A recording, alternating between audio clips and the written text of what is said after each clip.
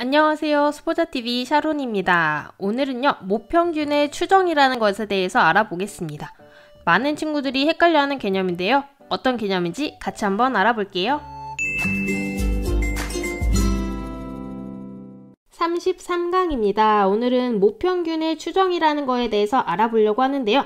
우리가 지난 31강, 32강을 통해서 모평균이 무엇인지, 추정이 뭐를 뜻하는지 대충 알아봤습니다. 그래도 이 부분은 굉장히 중요한 부분이기 때문에 다시 한번 복습을 하면서 정확한 개념을 짚고 넘어가려고 합니다. 자, 일단은 우리가 어떤 상황이냐면요. 어떤 모집단이라는 친구가 있어요. 모집단이라는 커다란 친구가 있는데 이 친구는 뭐냐면 원래 집단이야. 우리가 궁금한 집단이 있는데요.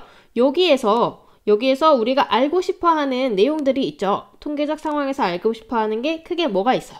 그렇죠. 모집단의 평균인 모평균과 모분산, 그리고 모표준 편차가 있습니다. 그런데 얘를 전체를 다 조사하기는, 전수조사를 하기에는 조금 어려움이 있기 때문에 여기서 일부를 추출을 해요. 추출할 때 임의 추출이라는 단어도 얘기를 했었죠. 고르게 모집단의 성질을 잘 반영될 수 있도록 임의 추출을 해서 새롭게 작은 집단을 구성을 하는데요. 이거를 이제 우리가 표본이라고 얘기를 하죠. 표본을 뽑아가지고 여기서 새로운 표본 평균, 이거는 뭐라고 했죠? X 바로 표현을 하고요. 표본 분산 S제곱, 여기서는 대문자 쓴다고 했습니다. 그리고 표본 표준 편차, 이 S를 가지고 도로 뭐를 추정하는 거예요. 모집단의 성질을 추측해보는 걸 이제 우리가 추정이라고 얘기를 하는데요. 이런 상황에 있는 거예요. 그러면 우리가 오늘 배워야 할 게 모평균의 추정이기 때문에 뭐에 대해서 궁금한 걸까요? 그렇습니다. 여기 있는 요 M에 대해서 궁금한 거예요. 모집단의 평균이 어떻게 되겠는가? 요게 궁금해요. 그러면 상식적으로 어떤 거를 가지고 추정을 하겠어요? 그렇죠. 표본의 평균. 요 친구를 가지고 이제 추정을 하겠죠. 그래서 요 두 개 사이의 관계를 볼 건데요. 사실 이 추정이라고 하는 거는 크게 두 가지 개념이 있어요. 하나는 뭐냐면 점추정이라고 하는 건데요.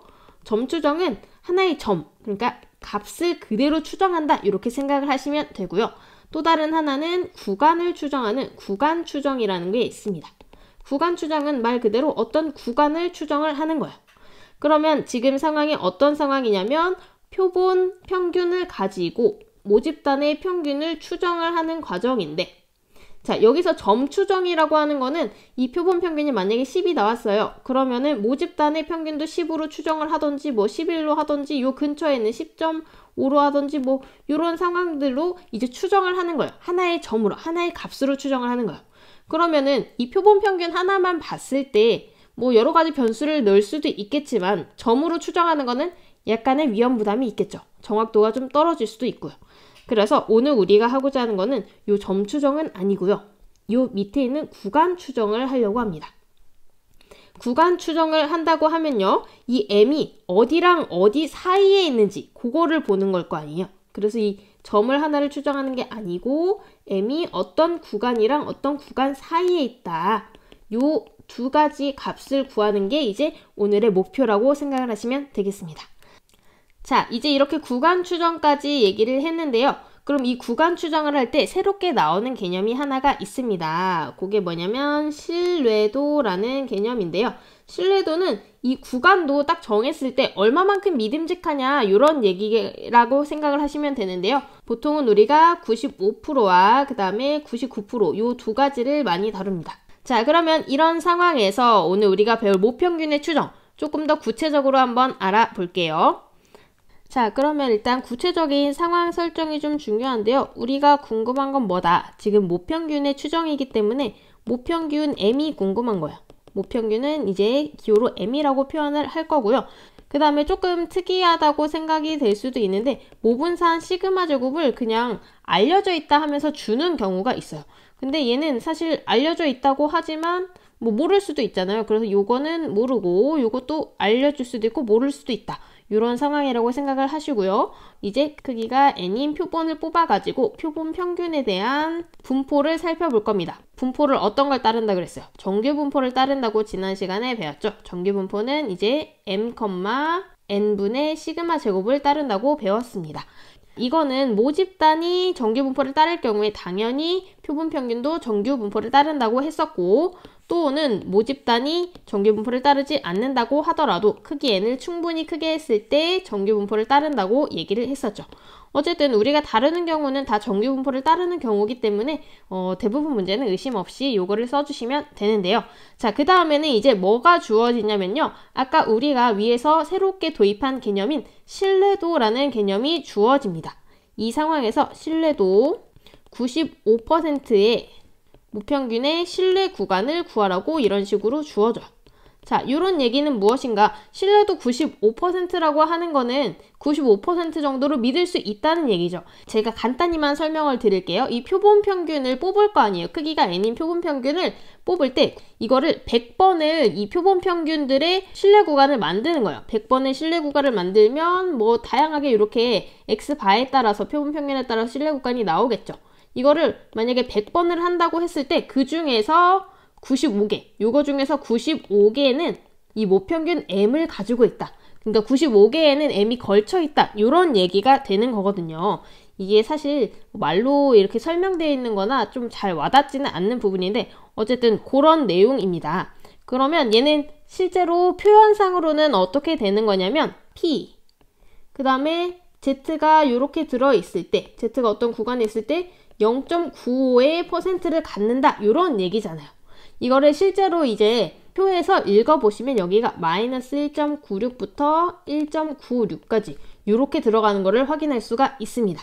근데 이거를 우리가 지금 뭘 가지고 하고 있냐면 표본 평균을 가지고 하고 있는 거잖아요. 우리가 지난 시간에도 문제 풀면서 표본 평균에서의 표준화에 대해서 배운 적이 있는데 그거는 어떻게 쓰기로 했었죠? Z는 원래는 시그마분의 x-m이었는데 시그마 자리에 지금 여기에다 루트 씌워준 루트 m분의 시그마분의 x-m 이런 식으로 들어간다고 했었죠. 그래서 요거를 가지고 다시 한번 고쳐볼게요. 그러면 마이너스 1.96 그 다음에 z 자리에다가 루트 m분의 시그마 x바 마이너스 m 이렇게 들어가겠죠. 1.96 요게 이제 0.95다. 즉 신뢰 구간 95%에 해당하는 요 구간이 되는 거다. 근데 우리가 궁금한 건 뭐였냐 하면 이 모평균을 추정하는 거였죠. 그래서 여기서 우리가 해야 될 것이 이제 m을 기준으로 가운데 m만 남겨놓고 어디서 어디까지인가 요거를 우리가 지금 하고 싶은 거예요. 그러려면 이제 m을 기준으로 식을 고쳐 나가도록 하겠습니다. 자, m을 기준으로 고쳐주려면 어떤 식으로 해주면 좋을까요? 일단 m이 양수면 좋으니까 저는 여기서 하나의 장치를 해줄 건데요. 다 양변에다가 마이너스를 곱해주는 거예요.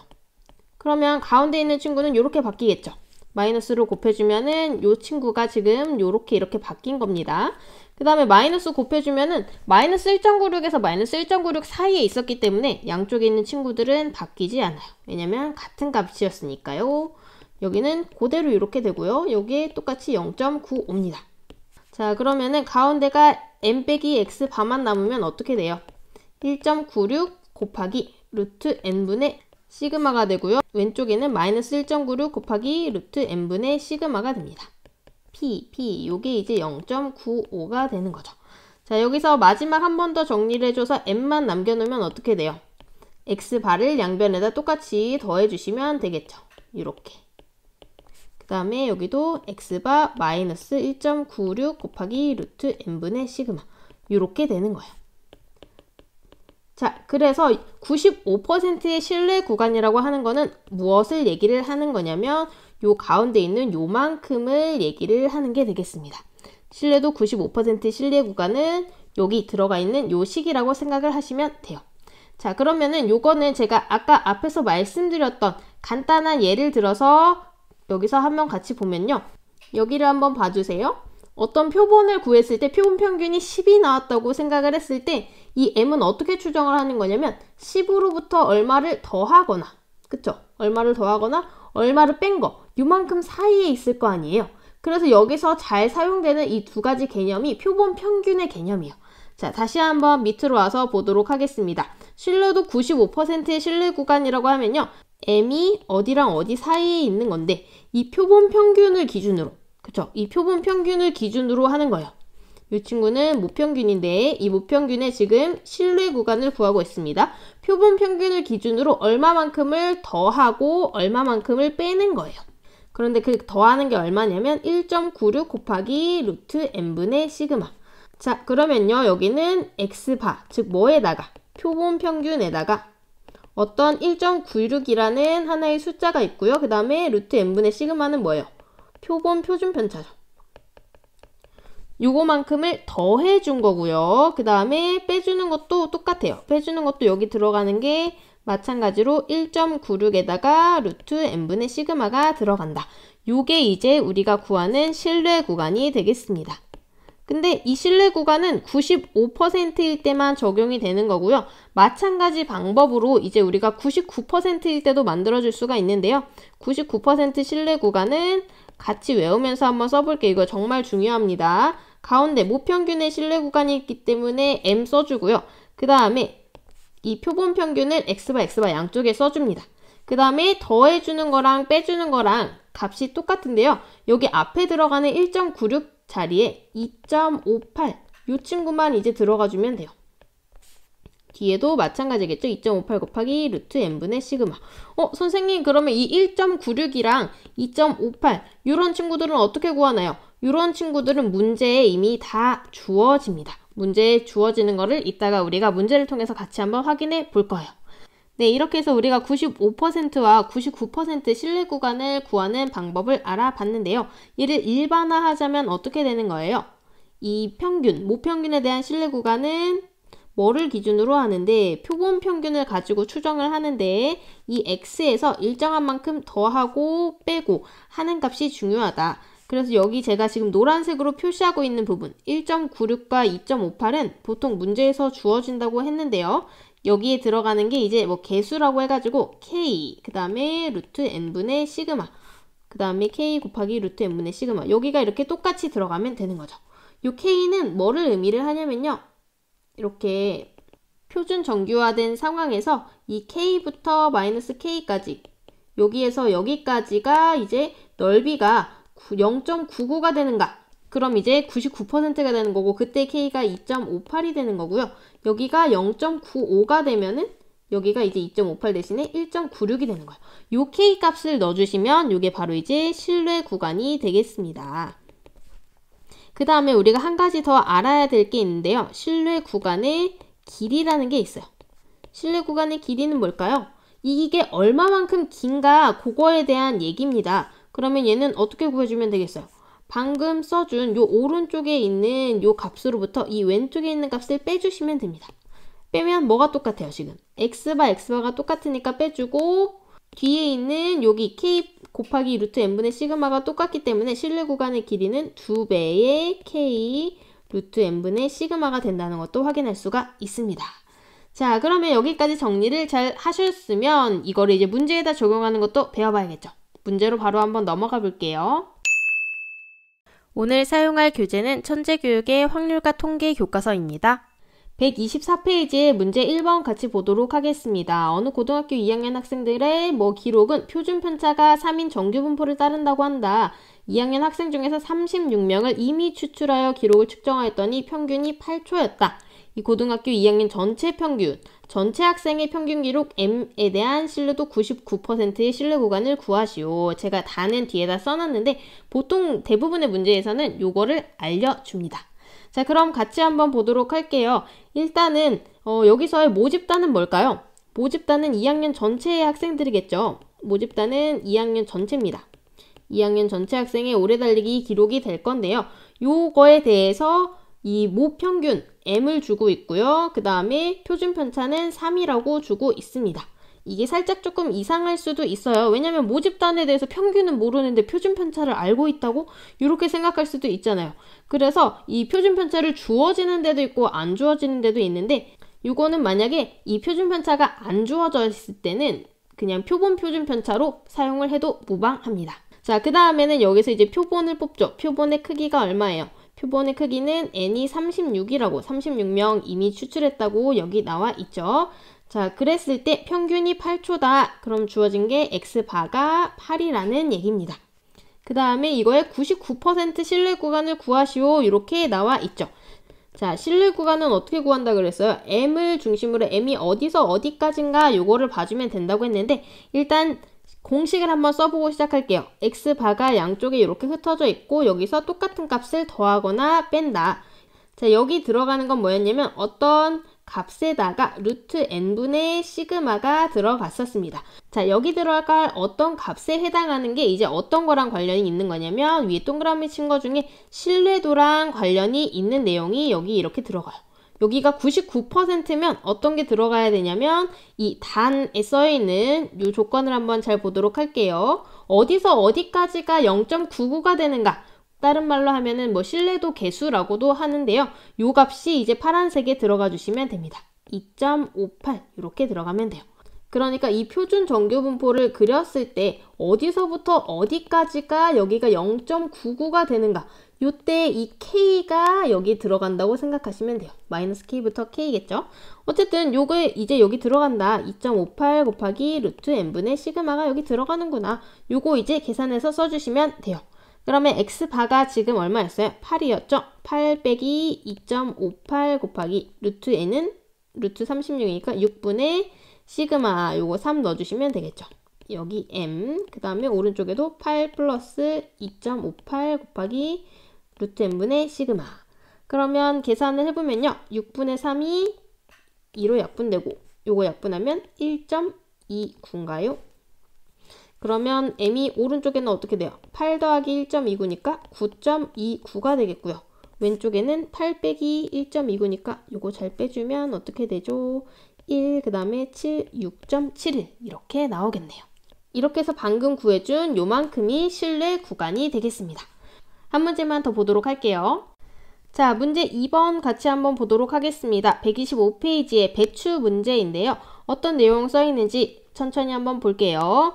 새로운 품종의 배추 무게는 모 표준 편차가 300g인 정규 분포를 따른다. 품종의 배추의 평균 무게를 99%로 추정할 때 신뢰 구간의 길이가 100g 이하가 되려면 몇 포기의 배추를 조사해야 되는지 구하시오. 자, 여기서 주어진 거는 뭐냐면요. 일단은 모집단에 대해서 모집단의 모 표준 편차가 300g이다. 요거를 주고 있죠. 그 다음에 여기서 몇 개를 뽑아야 되는데 요 n에 대해서는 아무것도 알려주지 않고 있어요. 그 다음에 신뢰도는 몇 퍼센트? 신뢰도는 99%로 추정을 한다고 나와 있고요.